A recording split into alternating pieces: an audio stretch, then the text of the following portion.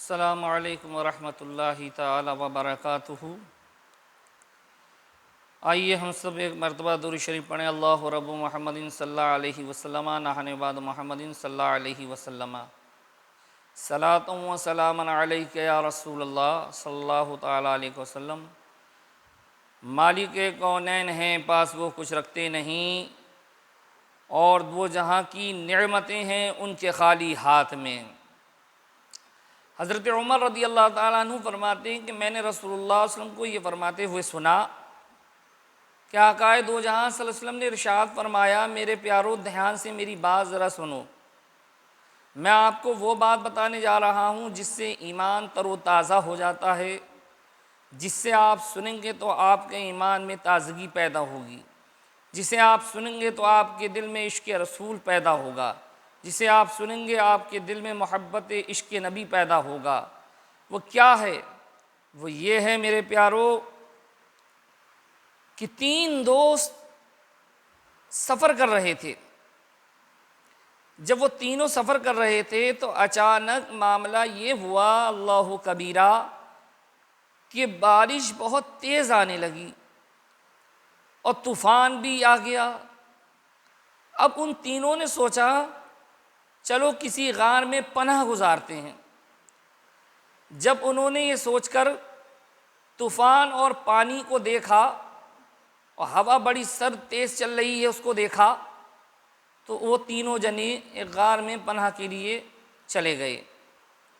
اب وہ تینوں غار میں ہوتے ہیں، اچانک طوفان تو ویسے ہی آ رہا تھا، طوفان ہوا بڑی تیز چل رہی تھی، ایک پہاڑ پہ سے ایک پتھر آتا ہے اور آ کر اس غار کے منہ پہ گر جاتا ہے، اور وہ اتنا فٹ ہوتا ہے کہ اللہ اکبر، وہ چاروں طرف سے بند ہوتا ہے اور اتنا بھاری ہوتا ہے کہ ہاتھ لگانے سے بھی ہٹ نہیں سکتا۔ وہ تینوں اس میں پھنس جاتے ہیں غار میں۔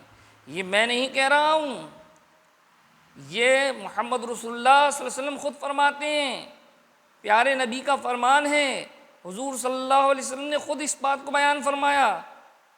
حضرت عمر کہتے ہیں کہ جب رسول صلی اللہ علیہ وسلم نے یہ بات ہمیں بتائی تو ہم سننے اللہ اکبر، تو سرکار نے فرمایا کہ ان تینوں نے آپس میں مشورہ کیا اور کہا کہ اب موت کے علاوہ کوئی ہمارا سامان نہیں ہے، اب تو ہمیں مرنا ہی ہے، اور اب یہ پتھر بھی نہیں ہٹ سکتا ہے اور نہ ہی ہم یہاں سے نکل سکتے ہیں، لہٰذا اب ہماری موت تیار ہے۔ اس میں سے ایک شخص بڑے محبت کے ساتھ کہتا ہے رکو، اپنی نیکیوں کو یاد کرو۔ کچھ نیکی ایسی ہوتی ہیں آپ پوشیدہ کریں گے، اور نیکیاں پوشیدہ وہ دنیا آخرت میں بھلائی دیتی ہیں، وہ دنیا اور آخرت میں تمہاری سنبھال دیتی ہیں۔ وہ نیکیاں جو پوشیدہ ہوتی ہیں، جو آپ کو ظاہر نہیں ہوتی، معلوم نہیں ہوتی، تو ان میں سے ایک شخص نے کہا اے میرے رب، اے میرے پروردگار، اے میرے اللہ، تو مالک ہے، تو حاکموں کا حاکم ہے، تو بادشاہوں کا بادشاہ ہے، تو عزت دینے والا ہے، تو ذلت دینے والا ہے۔ اے پروردگار عالم، میں چروایا ہوں، میں بکری چراتا ہوں۔ ایک مرتبہ ایسا ہوا کہ میں چروایا اپنی بکریوں کو چراتا تھا، اور جب میں ان کا دودھ نکالتا تو سب میں پہلے میں اپنے والدین کی بارگاہ میں پیش کرتا۔ ایک بار ایسا موقع ہوا کہ میں بکری چرانے گیا ہوا تھا اور مجھے وقت لگ گیا۔ جب میں گھر آیا تو میں نے دیکھا کہ میرے والدہ والد محترم سو رہے ہیں، لہٰذا میں نے انہیں اٹھانے کی کوشش نہ کی، بلکہ بکریوں کا دودھ نکالا، اور میری بیوی نے مجھ سے کہا کہ وہ تو سو گئے ہیں، تم ایسا کرو بچوں کو دودھ پلا دو۔ میں نے کہا نہیں، میں ہرگز ایسا نہیں کروں گا، میں جب تک کہ دودھ نہ پلاؤں گا، جب تک کہ میرے ماں باپ دودھ نہ پی لیں گے، میرے بچے میری ٹانگوں میں سے گزر رہے ہیں۔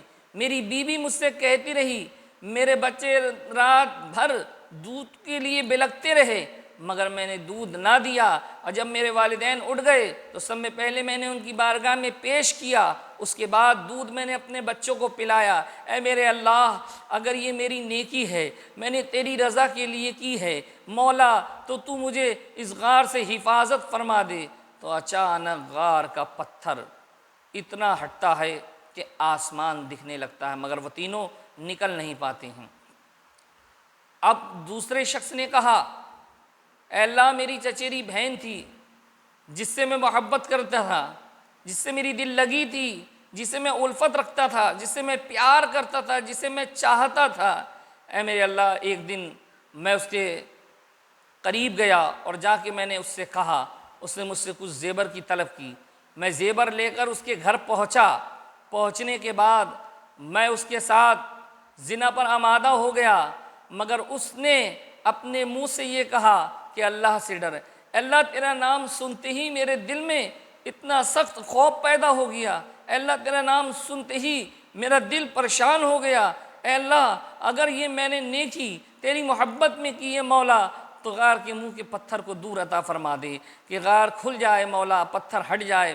اے اللہ، میں بھی نوجوان تھا، اے اللہ، میں بھی زنا کر سکتا تھا، اے اللہ، کیا میری جوانی نہ تھی اس وقت، مگر مجھے تیرا خوف پیدا ہو گیا، میں نے تیری خوف میں اس کے ساتھ زنا نہ کی بلکہ میں گھر آ گیا۔ اے اللہ، اگر یہ میں نے نیکی کی ہے تو الہ العالمین غار کے منہ کے پتھر کو ہٹا دے۔ تو پتھر پھر تھوڑا ہٹ جاتا ہے، مگر وہ تینوں جب بھی نکلنے کے لائق نہ ہوتے ہیں پھر کیا ہوتا ہے سنیے کہ پیارو، اس میں سے تیسرے شخص نے کہا، اے میرے رب، میرے پاس ایک مزدور تھا جو مزدوری کرتا تھا، ایک مرتبہ میرا اس سے جھگڑا ہو گیا، وہ اپنا کچھ پیسے چھوڑ کر چلا گیا، میں چاول کا کام اس کا تھا، وہ چاول کا کام کیا کرتا تھا، مگر وہ کہتا ہے کہ میرا جب اس سے جھگڑا ہو گیا وہ اپنی مزدوری چھوڑ کے چلا گیا، میں نے اس کی مزدوری سی گائے بھینسیں خریدیں اور خوبی تجارت میں معاملہ پایا، خوبی انعامات نوازے، یعنی خوبی میرا کاروبار اچھا ہو گیا۔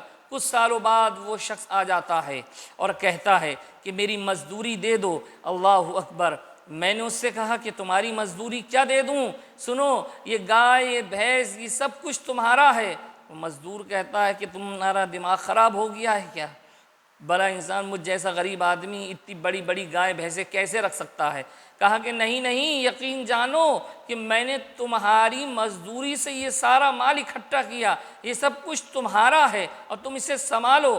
وہ یقین نہیں مانتا، میں نے اسے یقین دلایا کہ یہ سارا سامان تمہارا ہے، یہ کاروبار تمہارا ہے، یہ گائے بھینسیں تمہاری ہیں۔ اے اللہ، اگر میں نے یہ نیکی کی ہے، اگر تیری رضا کے لیے یہ میں نے کام کیا ہے، تو مولا ہماری اس غار سے حفاظت فرما دے۔ وہ روتے ہیں، بلکتے ہیں، اپنے رب سے دعا کرتے ہیں، اللہ کے حکم سے وہ پتھر ہٹ جاتا ہے۔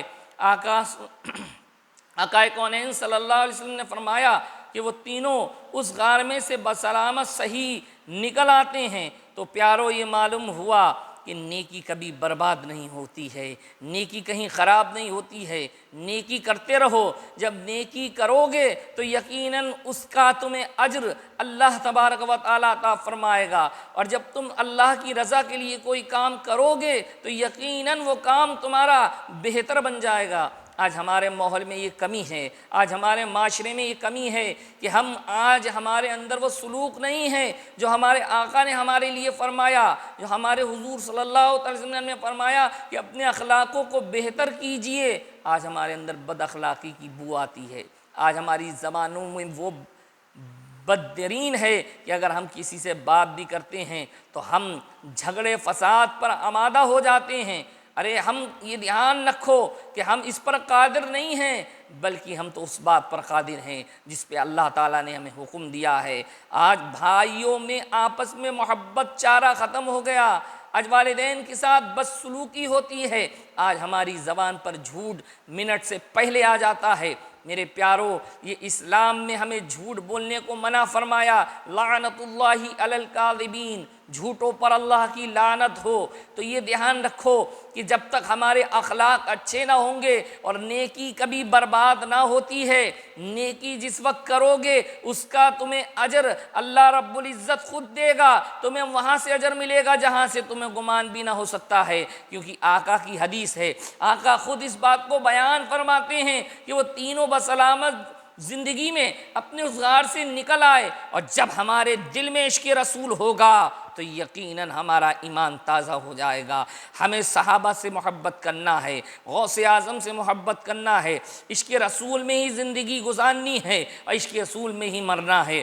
یہی ہماری زندگی کا سفر ہے۔ عزیزان وقار، میرا سمجھانے کا مقصد یہ ہے کہ آپ اپنے اخلاقوں کو بہتر کیجئے۔ آپ اگر کسی سے ملیں تو ایسے ملیں کہ وہ آپ کا اخلاق دیکھ کر اور یہ پکارنے پہ مجبور ہو جائے کہ غلام رسول آ رہا ہے، غلام نبی کریم صلی اللہ علیہ وسلم کا دیوانہ آ رہا ہے۔ جب عشق رسول ہوگا تو یقیناً آپ کا معاملہ ہی الگ ہو جائے گا، آپ کی پہچانی الگ ہو جائے گی، آپ کے چہروں پہ اللہ نور پیدا فرما دے گا۔ جب آپ اللہ کے محبوب سے محبت کرو گے تو آپ کا معاملہ ہی الگ ہو جائے گا۔ دیکھیے حضور اعلیٰ حضرت نے حضور سے سچی محبت کی ہے، اس معاملے کو بتایا ہے، ان انعامات کو بتایا۔ حضور اعلیٰ حضرت نے جو جو باتیں ہمیں بتائیں اس ہر ایک بات پہ اللہ کا انعام ہے۔ اگر ہم اس بات پر چلیں گے، اس پر عمل کریں گے تو یقیناً ہمارے لیے جنت کا اسباب پیدا ہو جائے گا۔ اس لیے کہ اعلیٰ حضرت نے جو چیزیں ہمیں بتائیں وہ سب عشق رسول میں ڈوبتے ہوئے بتائی ہیں، عشق رسول میں چاہتے ہوئے بتائی ہیں، عشق رسول میں روتے ہوئے بتائی ہیں۔ تو ہمیں بھی عشق رسول کرنا ہے۔ اپنے ایمانوں کے اندر ایسی محبت لاؤ کہ غلام نبی کا ثبوت پیدا ہو جائے، اور جب غلام نبی کہیں جاتا ہے تو وہ ڈرتا نہیں ہے، جہاں جہاں جاتا ہے وہ ذلت نہیں بلکہ عزت پاتا ہے، اس کا عزت ہوتی ہے، اس کا وقار بنتا ہے، اور انسان کہتا ہے کہ باعمل آدمی آ رہا ہے، یہ عشق رسول والا آ رہا ہے۔ ہمیں چاہیے کہ ہم عشق رسول سچا کریں۔ اگر میری یہ بات آپ لوگوں کو پسند آئے تو لہٰذا اسے کمنٹ کریں، اور آپ لوگ جو ہے زیادہ سے زیادہ شیئر کریں، اس لیے کہ میں یہ تقریریں آپ کو اس لیے دے رہا ہوں، اس لیے بنا رہا ہوں کہ آپ کو معلوم ہو کہ دین کیا چیز ہے، دین کے معاملے کیا ہیں۔ دین مشکل نہیں ہے، دین بہت آسان ہے، بس شرط یہ ہے کہ نبی سے سچی محبت ہونا چاہیے۔ جب آپ نبی سے محبت کریں گے تو آپ کا خود ہی معاملہ الگ ہو جائے گا۔ مولا کائنات ہم سب کو ان باتوں پہ عمل کی توفیق عطا فرمائے، اور میں نے جو بولا جو سنا اس میں کوئی غلطی ہو گئی ہو، استغفر اللہ ربی من کل ذنب واتوب الیہ، لا الہ الا اللہ محمد رسول اللہ صلی اللہ تعالیٰ علیہ وسلم۔ میں توبہ کرتا ہوں، اللہ معاف فرمائے۔ اللہ تعالیٰ ہم سب کو اس پہ عمل کی توفیق عطا فرمائے، آمین یا رب العالمین۔